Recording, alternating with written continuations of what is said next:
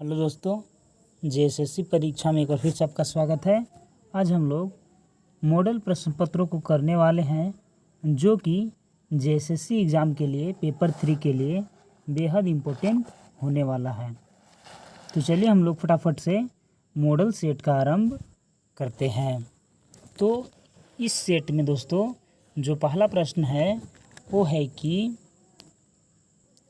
Hornbill festival, जिसे त्योहारों के त्यौहार भी कहा जाता है, किस राज्य में मनाया जाता है।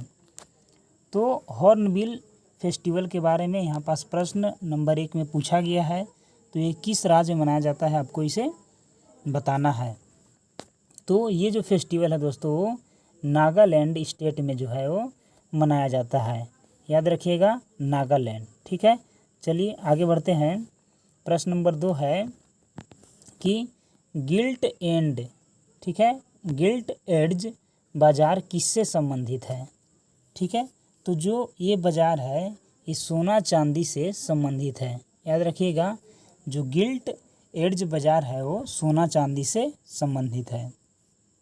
तीसरा प्रश्न है यहाँ से कि राइडर कप किस खेल से संबंधित है। ठीक है, तो राइडर जो कप होता है दोस्तों वो गोल्फ खेल से संबंधित होता है। याद रखिएगा, राइडर कप जो रहता है वो गोल्फ खेल से संबंधित होता है। चलिए आगे बढ़ते हैं प्रश्न नंबर 4 की ओर। 4 प्रश्न है यहाँ से कि राउरकेला इस्पात संयंत्र को लव एस की आपूर्ति होती है। तो जो राउरकेला संयंत्र जो है इसमें लव एस कहाँ से आपूर्ति की जाती है, इसके बारे में आपको इस प्रश्न में बताना है।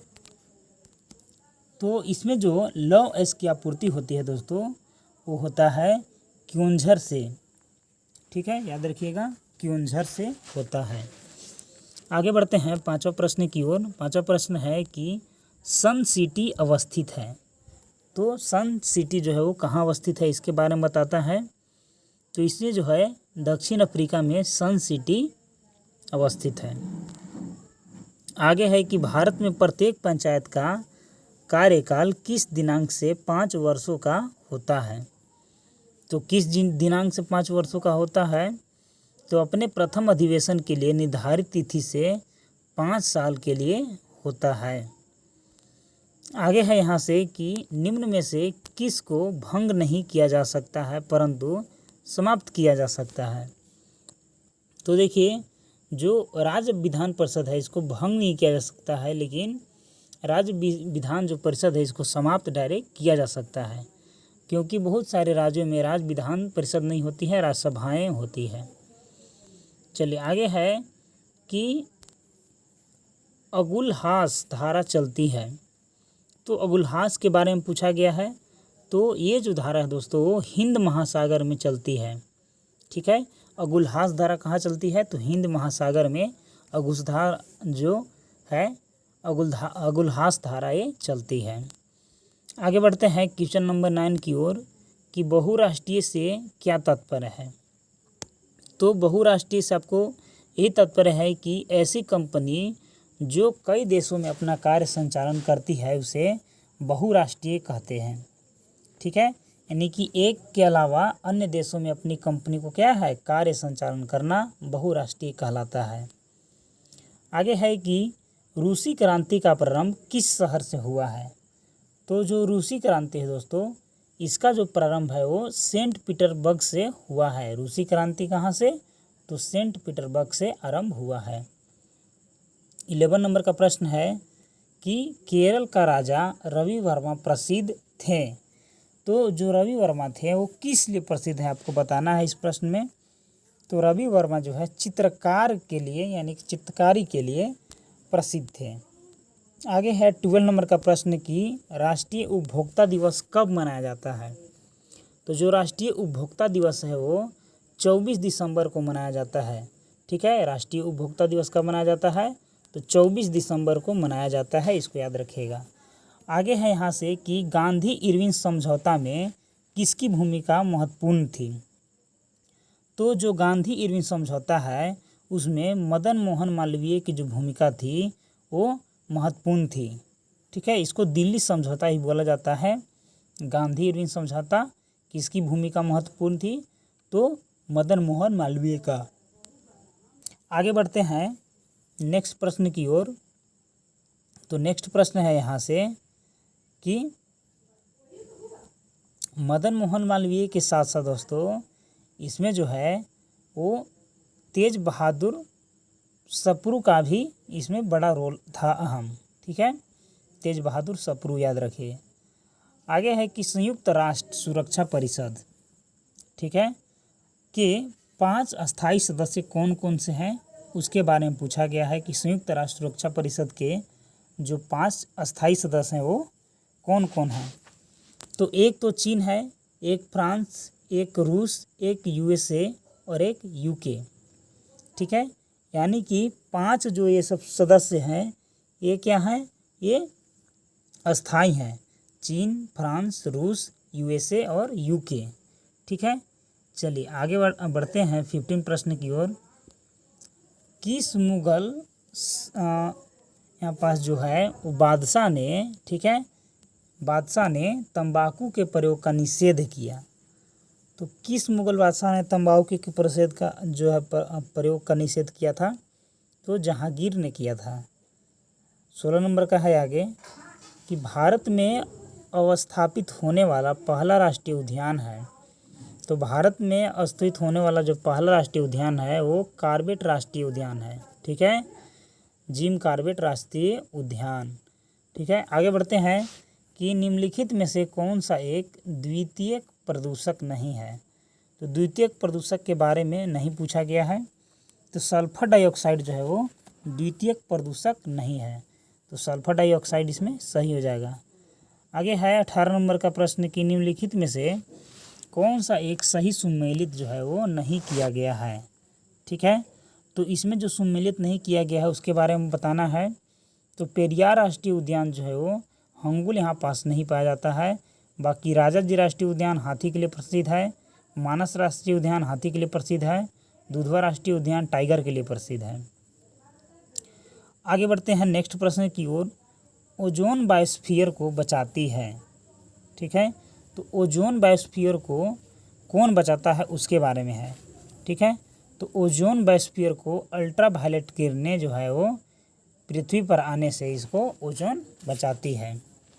आगे है 20 नंबर के प्रश्न है कि स्त्रियों में रजोनिवृत्ति के पश्चात निम्न में से किस हार्मोन का उत्पादन समाप्त हो जाता है?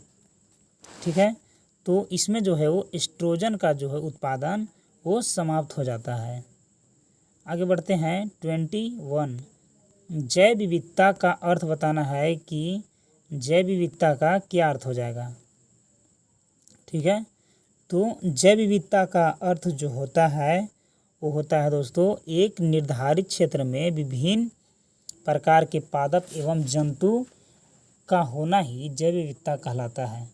ठीक है, ध्यान दें यहाँ पास जो है कि जैव विविधता क्या है कि एक निर्धारित क्षेत्र में विभिन्न प्रकार के पादप एवं जंतु पाए जाते हैं, उन्हें जैव विविधता बोला जाता है। आगे बढ़ते हैं प्रश्न नंबर 22 की ओर। तो प्रश्न नंबर 22 है यहाँ से कि निम्नलिखित में से कौन सा एक विस्फोटक पदार्थ नहीं है? ठीक है, तो विस्फोटक पदार्थ नहीं के बारे में पूछा गया है। तो जो विस्फोटक पदार्थ निम्न में से नहीं है वो है नाइट्रोक्लोरोफोम। ये जो है विस्फोटक पदार्थ नहीं है।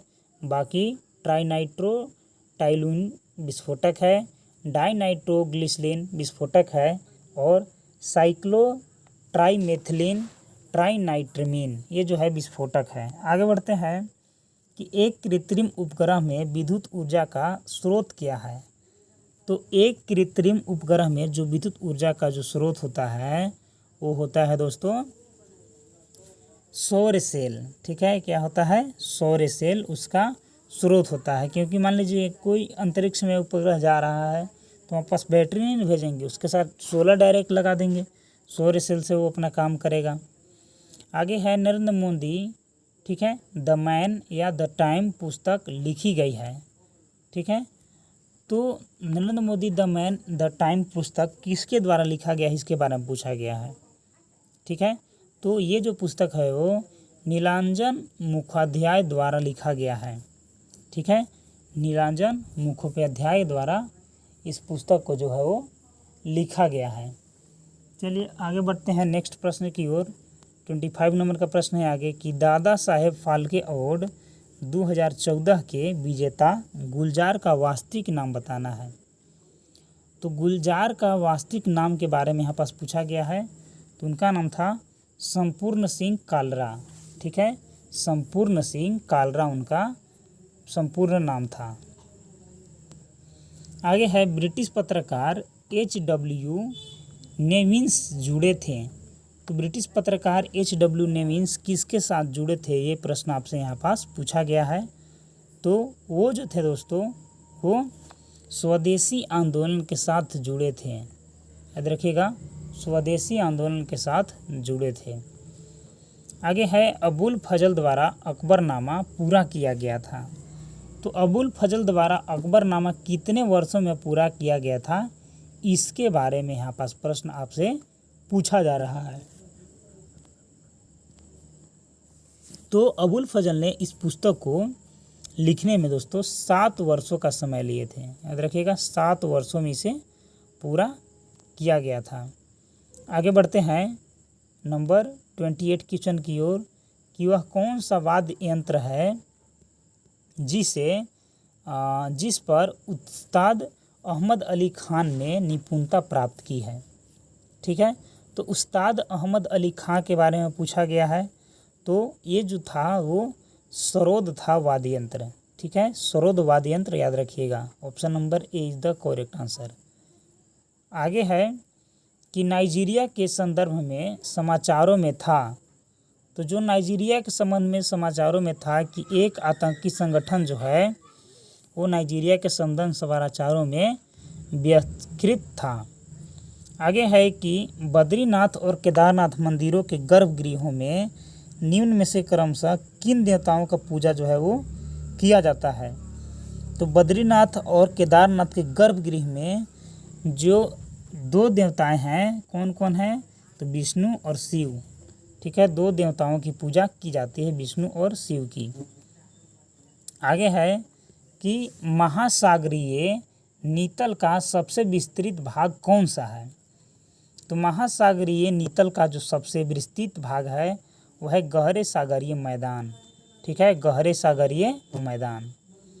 आगे है ग्रेनाडा अवस्थित है। तो ग्रेनाडा अवस्थित है, इसके बारे में पूछा गया है। तो ग्रेनाडा जो है वो कैरिबियन सागर में स्थित है, ग्रेनाडा। ठीक है, कैरिबियन सागर में ग्रेनाडा स्थित है। आगे है ग्रीनविच से दोपहर 12 बजे एक तार भेजा गया है। तार संप्रेषित करने में 12 मिनट का समय लगा। वह एक नगर में 6 बजे शाम को पहुंचा। तो नगर का देशांतर बताना है कि नगर का देशांतर जो है वो क्या होगा। ठीक है, तो इसमें नगर के देशांतर पूछा गया है।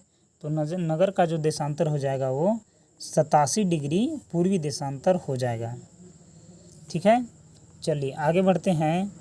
आगे है यहाँ से कि निम्न में से कौन ब्रिक्स का सदस्य नहीं है।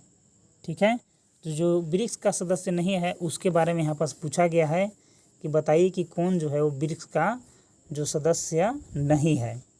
ठीक है, तो सऊदी अरब जो है वो ब्रिक्स का सदस्य नहीं है। बाकी भारत है, रसिया है, और यहाँ पास चीन भी है, और यहाँ पास ब्राज़ील भी है। ठीक है, चलिए आगे बढ़ते हैं कि आगे है निम्नलिखित में से कौन सुमेलित नहीं है, जैसे जैव मंडल आरक्षित क्षेत्र राज्य के साथ। ठीक है, तो कौन सुमेलित इसमें नहीं है। तो यहाँ पास सुमेलित जो नहीं है उसके बारे में पूछा गया है। ठीक है, तो जो कंचनजंगा हिमाचल प्रदेश है ये सुमेलित नहीं है। कंचनजंगा सिक्किम में है। बाकी अगस्त्यामलाई केरल में है, नोकरेक मेघालय में है, सिमलीपाल उड़ीसा में है। ठीक है, सिमलीपाल उड़ीसा, नोकरेक मेघालय और अगस्त्यामलाई जो है वो केरल में है। ठीक है, कंचनजंगा सिक्किम में है।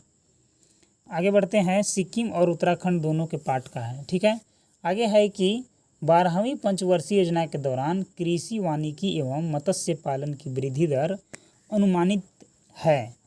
12वीं पंचवर्षीय योजना के दौरान तो जो अनुमानित किया गया था वो लगभग 4% अनुमानित जो है वो किया गया था। आगे है सुमेलित करना है कि जैसे कौन इसमें जो है जो सुमेलित जो है वो सही ढंग से किया गया है। ठीक है, तो प्रश्न का जो सुमेलित भाग करना है यानी कि जो सुमेलित है उसमें कौन शामिल है। ठीक है, तो इस प्रश्न का जो करेक्ट आंसर हो जाएगा, जैसे कि इसमें हो जाएगा पहला ए जो है किससे रिलेटेड है, तो ए 1 से रिलेटेड है। उसी प्रकार बी किससे रिलेटेड है, तो बी जो है 3 से रिलेटेड है। उसी प्रकार सी किससे है, तो सी जो है 2 से है। ठीक है, और बच गया कौन, तो बच गया डी। तो जो डी बच गया वो किससे संबंधित है, 4 से संबंधित है। तो इस प्रश्न का जो सही आंसर हो जाएगा वो हो जाएगा ऑप्शन नंबर ए। चलिए आगे बढ़ते हैं कि निम्नलिखित में से कौन सी नदी सरदार सरोवर परियोजना से संबंधित है। तो सरदार सरोवर परियोजना से जो नदी संबंधित है उसके बारे में यहाँ से प्रश्न जो है वो पूछा गया है। तो नर्मदा नदी जो है वो सरदार सरोवर परियोजना से संबंधित है। आगे बढ़ते हैं प्रश्न नंबर 39 में कि सूची 1 सूची 2 में सुमेलित करना है और नीचे दिए गए कूट का उपयोग करना है। ठीक है, तो जो कूट यहाँ पास नीचे दिया हुआ है उसको आपको यहाँ पास सम्मिलित करना है। जैसे कि यहाँ पास ए जो है वो 4 से रिलेटेड है, ए जो है वो 4 से रिलेटेड है। उसी प्रकार बी जो है वो 3 से रिलेटेड है, बी है 3 से रिलेटेड। उसी प्रकार जो सी है वो 2 से रिलेटेड है और जो एक है वो जो डी है वो 1 से संबंधित है। यानी कि ऑप्शन नंबर ए जो है इसमें सही हो गया। यानी कि उर्वरक श्रीनगर से संबंधित था। ठीक है, कांच जयपुर से संबंधित था, सीमेंट उदयपुर से संबंधित था, कृत्रिम रेशम कोटा से संबंधित था। आगे है 40 नंबर का कि निम्नलिखित में से कौन सी नदी गंगा नदी से बाएं से नहीं मिलती है। ठीक है, तो गंगा नदी के बाएं से नहीं मिलने वाले सहायक नदियों के बारे में पूछा गया है कि जो बाएं से नहीं मिल रहा होगा, तो सोन जो है वो दाहिने से मिलता है, सोन बाएं से नहीं मिलता है। बाकी गोमती, घाघरा, कोसी तथा अन्य नदियाँ बाएं से मिलती है और दाहिने से मिलने वाले 2 नदियाँ हैं सोन और यमुना। ठीक है, चलिए आगे बढ़ते हैं। आगे है यहाँ से कि कांग्रेस ने किस एकमात्र गोलमेज सम्मेलन में भाग लिया।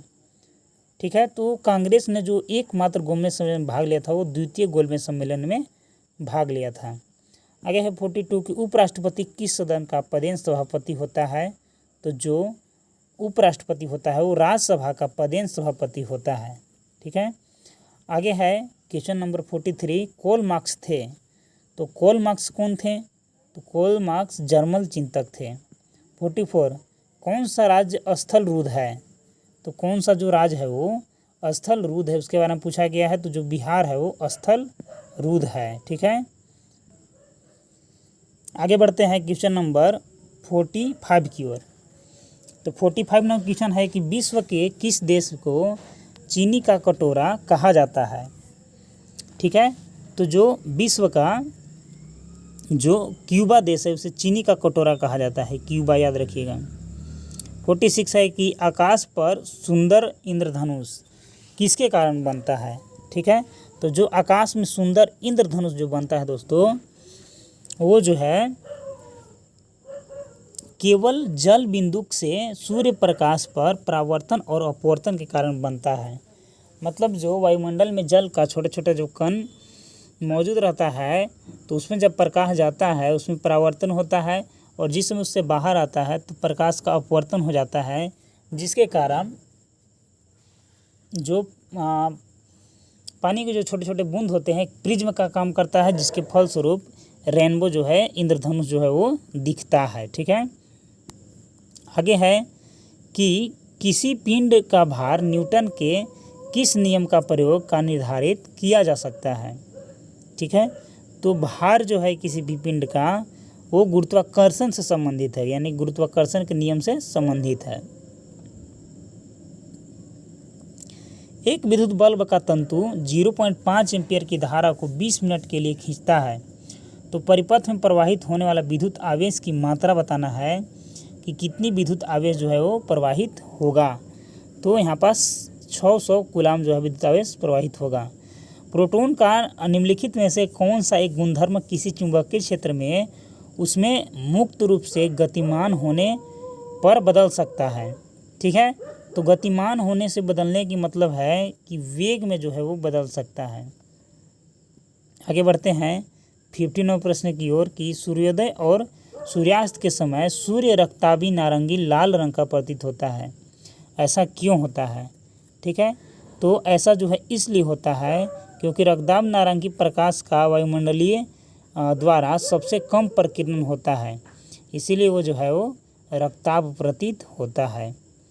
आगे है कि सामान्य विज्ञान संबंधित प्रश्न, पीछे भी थे 2-4 प्रश्न, फिर आगे भी है कि कार्बन का सर्वाधिक कठोरतम अपरूप कौन सा है?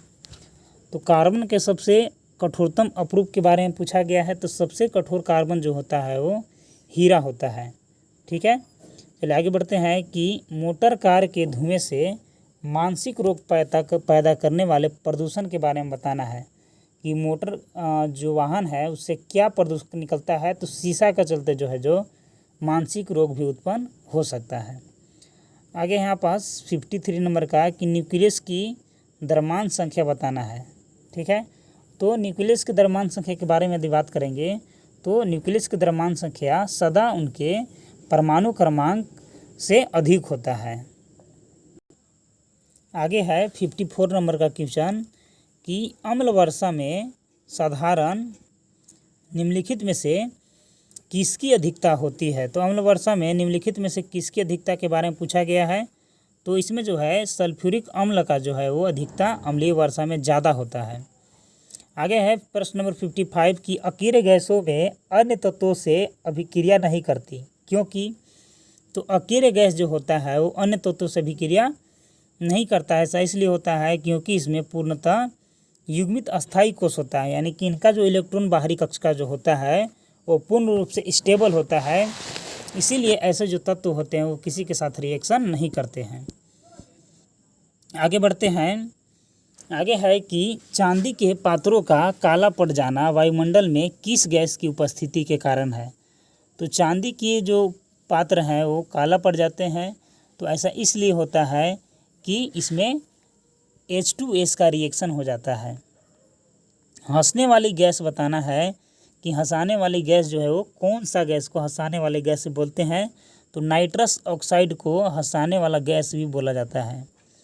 आगे है कि वह कौन सी गैस है जो स्वयं जलती है लेकिन जलाने से सहायक नहीं होती तथा जो सड़े अंडे जैसी गंध देती है, उसके बारे में बताना है।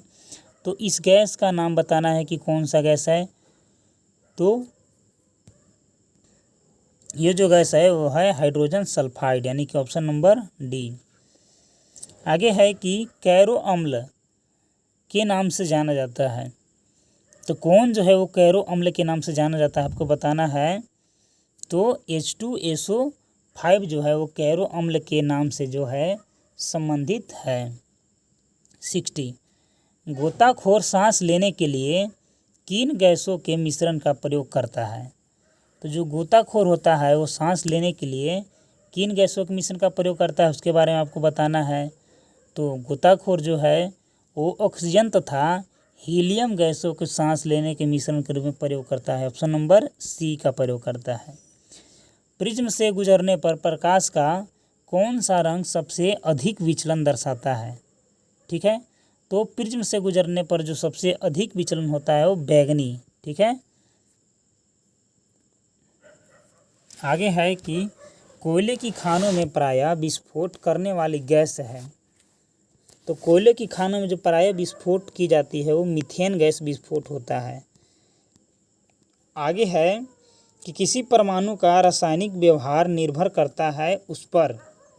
तो किसी परमाणु का जो नाभिकीय होता है वो न्यूक्लियस के गिर्द घूम रहे इलेक्ट्रॉनों की संख्या पर जो है वो निर्भर करता है। प्रश्न नंबर है आगे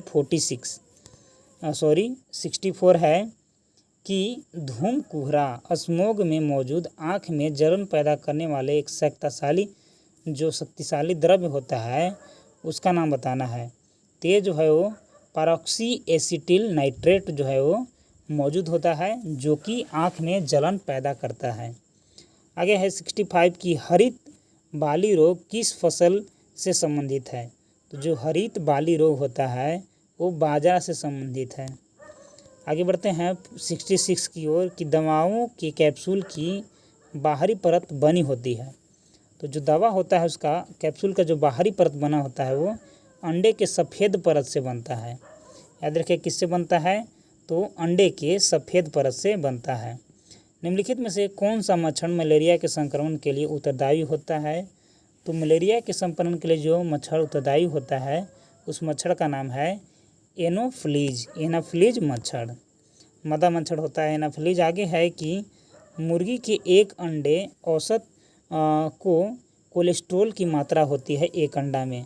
तो मुर्गी के एक अंडा में जो कोलेस्ट्रॉल की मात्रा होती है वो जो है 250 मिलीग्राम होता है। आगे है कि निम्नलिखित में से कौन से विटामिन का श्लेष्मा मानव शरीर में नहीं करता है। ठीक है, तो संश्लेषण मानव शरीर नहीं करता है, उसके बारे में पूछा गया है किस विटामिन का संश्लेषण मानव शरीर नहीं करता है। तो विटामिन सी का संश्लेषण जो है वो मानव शरीर नहीं करता है।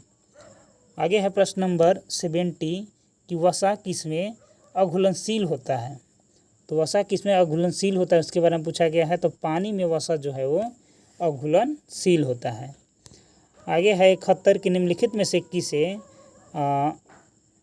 किसानों का मित्र कहा जाता है। तो किसानों का मित्र जो है केंचुआ को कहा जाता है। डायनासोर किस करेस्की वर्ग से संबंधित है। तो जो डायनासोर है वो रेप्टाइल्स से संबंधित है। याद रखिएगा रेप्टाइल्स। आगे बढ़ते हैं निम्नलिखित में से कौन सा पौधा रेगिस्तान में आसानी से उग जाता है। तो रेगिस्तान में आसानी से उगने वाले पौधे के बारे में यहाँ पर प्रश्न पूछा गया है। तो ये जो है कैक्टस है। आगे है कौन सा सौर विकिरण का सबसे अच्छा अवशोषक है। तो सौर विकिरण का जो सबसे अच्छा अवशोषक है वो है काला। अम्लीय विलयन का पीएच मान होता है। तो अगर विलयन क्या हो अम्लीय हो तो उसका पीएच मान 7 से कम होगा। ठीक है, अब हम लोग इसी वीडियो में अगले मॉडल सेट के प्रश्न को सोल्व करेंगे। तो चलिए अगले मॉडल सेट के प्रश्न नंबर 1 के साथ इसमें भी आरंभ करते हैं।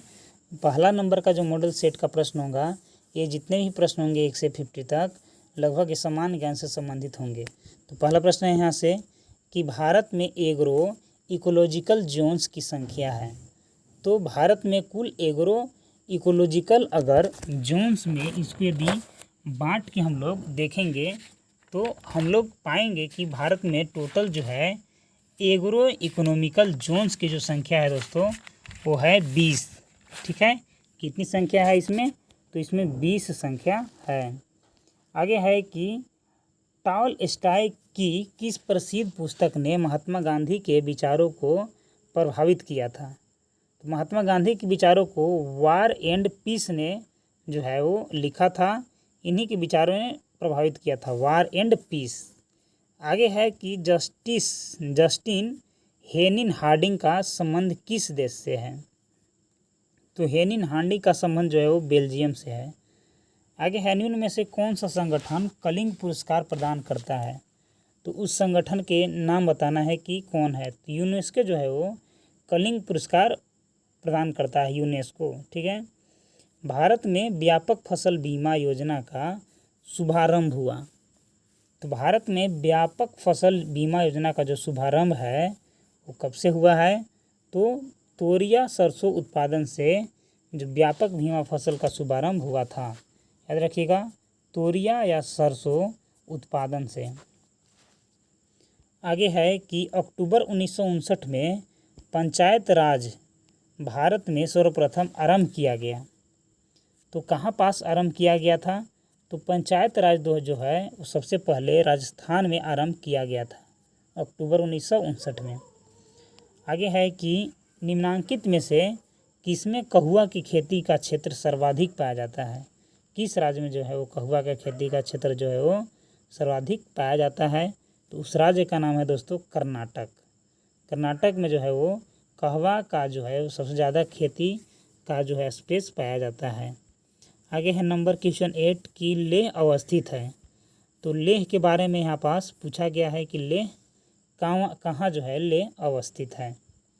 तो लेह जो है वो सिंधु नदी के दाएं तट पर स्थित है। याद रखिएगा, लेह जो है वो सिंधु नदी के दाएं तट पर स्थित है। आगे है हिंडनबर्ग रेखा किन दो देशों के बीच स्थित है। तो जो हिंडनबर्ग रेखा है वो किन दो देशों के बीच में स्थित है उसके बारे में है। तो जर्मनी और पोलैंड के बीच की रेखा को हिंडनबर्ग रेखा कहते हैं। ठीक है, हिंडनबर्ग रेखा कहते हैं।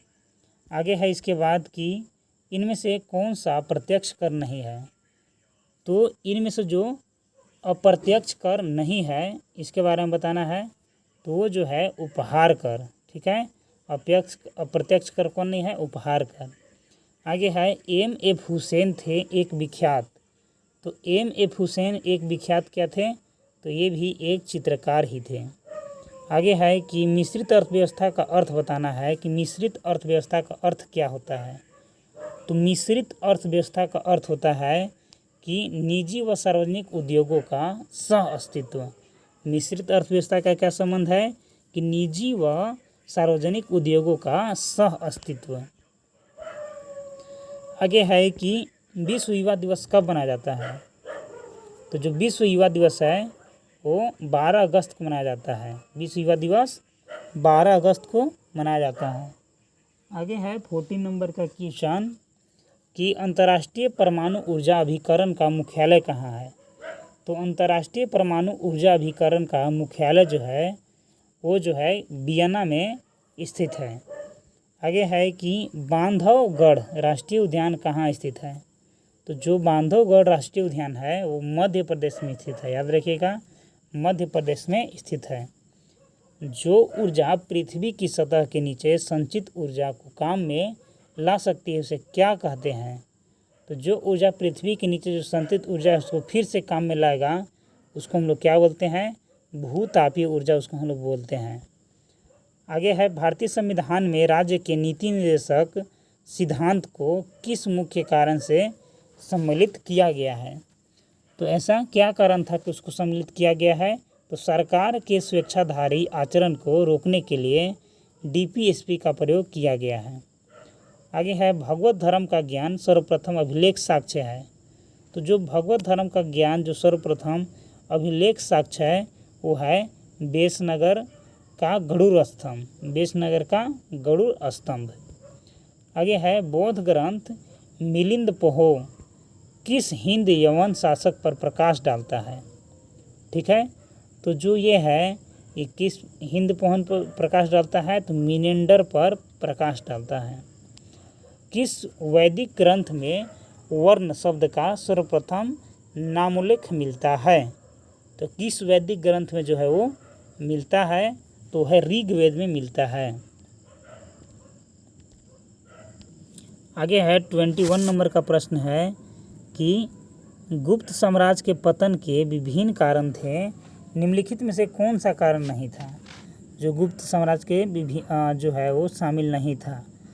तो इसमें जो है अरब का आक्रमण जो है वो गुप्त साम्राज्य के पराजय के लिए सम्मिलित नहीं है। आगे है कि अल्मोड़ा सिक्कों में उल्लेखित नाम है।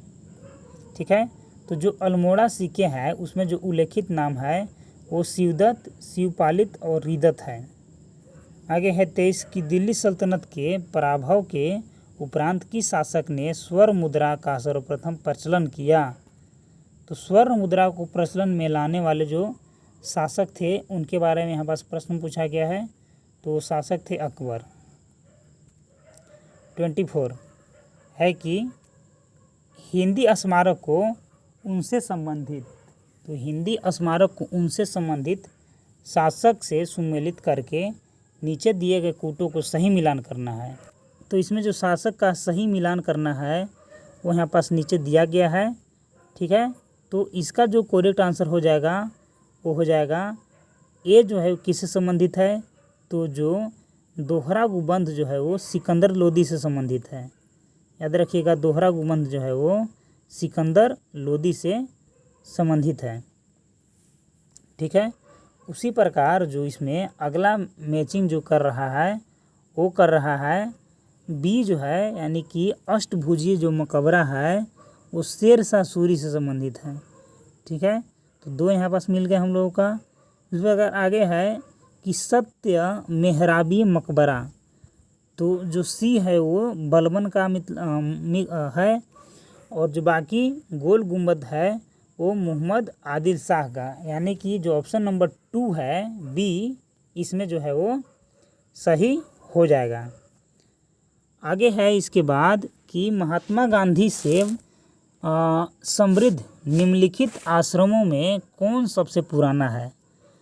तो महात्मा गांधी से संबंध जो है निम्नलिखित आश्रमों में सबसे पुराना जो है उसके बारे में पूछा गया है। तो जो सबसे पुराना था वो फिनिक्स का, ठीक है, फिनिक्स था। आगे है सूची 1 को सूची 2 से सम्मिलित करना है, जिस प्रकार हम लोग अभी तुरंत किए हैं। तो ठीक है, तो 26 नंबर का इसमें हम लोग यदि सम्मिलित करेंगे तो क्या हो जाएगा उसको देखते हैं।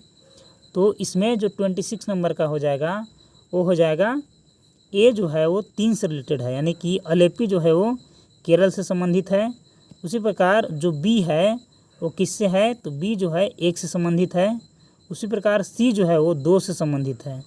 सी किससे संबंधित है, 2 से संबंधित है। और जो डी बच गया वो किससे संबंधित है, तो जो यहाँ पास डी बच गया वो जो संबंधित है 4 से, यानी कि काकीनाडा आंध्र प्रदेश, अलेपी केरल, पारादीप जो है उड़ीसा, और जो इसमें इन्नौर है वो तमिलनाडु। ठीक है, यानी कि ऑप्शन नंबर ए जो है इसका सही हो जाएगा। आगे बढ़ते हैं 27 नंबर प्रश्न की ओर। तो 27 नंबर प्रश्न है कि भारत के दक्कन के पठार पर बेसाल्ट निर्मित लावा शैलों का निर्माण हुआ।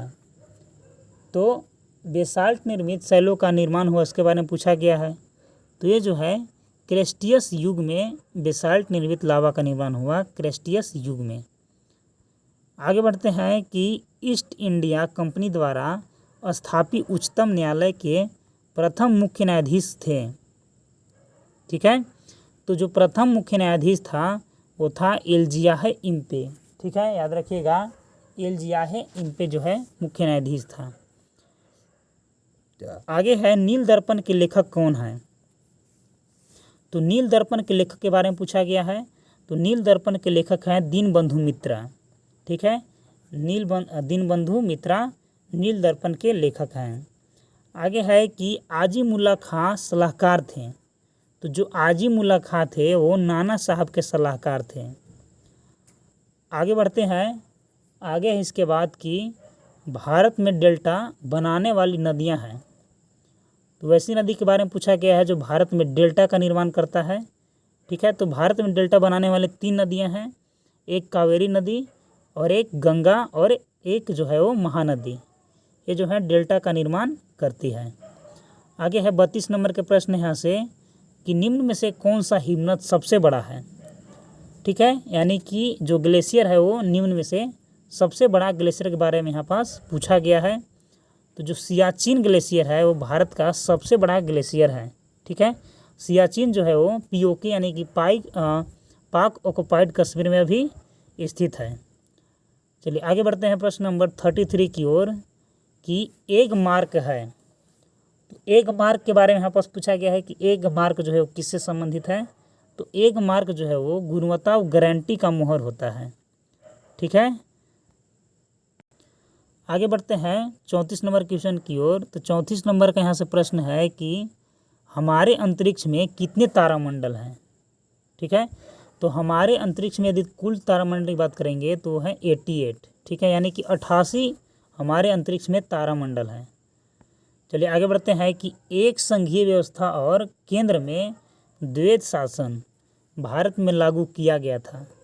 तो एक संघीय व्यवस्था और केंद्र में जो द्वैध शासन भारत में लागू हुआ था ये जो है किस एक्ट के तहत पारित हुआ था। ठीक है, तो ये जो है वो 1919 के शासन अधिनियम के द्वारा इसमें पारित किया गया था कि संघीय व्यवस्था और केंद्र के बीच द्वैध शासन भारत में लागू किया जाएगा। आगे है कि भारतीय संविधान को बनाने हेतु भारतीय संविधान सभा के कुल कितने अधिवेशन हुए थे। ठीक है, तो भारतीय संविधान को बनाने के लिए उससे पहले जो संविधान सभा में अधिवेशन का जो मीटिंग गठन किया जा रहा था तो कितने बार किया गया था इसके बारे में पूछा गया है। तो टोटल 11 बार जो है वो संसद में सत्र उसमें संविधान को बनाने के लिए बुलाया गया था। याद रखिएगा 11 बार। आगे है कि सरकारिया आयोग की सिफारिश का संबंध किससे है। तो जो सरकारिया आयोग है उसके सिफारिश का यदि संबंध की हम लोग बात करेंगे तो केंद्र और राज्यों के पारस्परिक संबंध में सरकारिया आयोग का सिफारिश सलाह देता है। आगे है 38 नंबर प्रश्न की सुभाष चंद्र बोस ने अस्थाई सरकार की स्थापना कहाँ की थी। तो सुभाष चंद्र बोस ने अस्थाई सरकार की स्थापना सिंगापुर में की थी। वहाँ जर्मन में जा कर के जर्मनी में वहाँ जो भारत के जो द्वितीय विश्व युद्ध में व्यक्ति वहाँ पर गिरफ्तार थे उनको छुड़वा करके भारत में लाए थे। आज़ाद हिंद फौज रास बिहारी बोस और सुभाष चंद्र बोस ने मिल करके किए थे। ठीक है, आज़ाद हिंद फौज का गठन वैसे भारत में पहले ही रास बिहारी बोस ने किया था, लेकिन एक बार फिर से जब सिंगापुर गए थे सुभाष चंद्र बोस तो वहाँ से आज़ाद हिंद फौज का गठन किए थे और मणिपुर आकर के दिल्ली चलो नारा दिए थे। आगे है 39 की आधुनिक हिंदी का जनक सामान्यतः किसे माना जाता है। तो जो आधुनिक हिंदी है दोस्तों, तो आधुनिक हिंदी का यदि हम लोग क्या करेंगे जन्म की बात करेंगे तो आधुनिक हिंदी का जन्म भारतेंदु हरिश्चंद्र को माना जाता है। आगे है 40 नंबर का प्रश्न कि निम्नलिखित में से कौन सा आंध्र प्रदेश का एक शास्त्रीय नृत्य है। तो आंध्र प्रदेश का यदि हम लोग शास्त्रीय नृत्य की बात करेंगे तो कुचिपुड़ी किसका नृत्य है, तो आंध्र प्रदेश का नृत्य है। ठीक है, भरतनाट्यम केरल का नृत्य है, उड़ीसी उड़ीसा का है और कथकली भी केरल का है। यानी कि कथकली और भरतनाट्यम केरल का, कुचिपुड़ी आंध्र प्रदेश का, उड़ीसा का कौन है, उड़ीसी। आगे है 41 किस सिख गुरु को सच्चा बादशाह कहा जाता है। ठीक है, तो किस सिख गुरु को सच्चा बादशाह बोला जाता है, तो गुरु गोविंद सिंह को सच्चा बादशाह बोला जाता है, गुरु गोविंद सिंह। आगे है 42 भारतीय संविधान के अनुसार 356 के अंतर्गत राष्ट्रपति शासन सर्वप्रथम कहाँ लागू किया गया था। तो भारतीय संविधान के अनुसार जो आर्टिकल 356 है इसमें राष्ट्रपति शासन का प्रावधान किया गया है।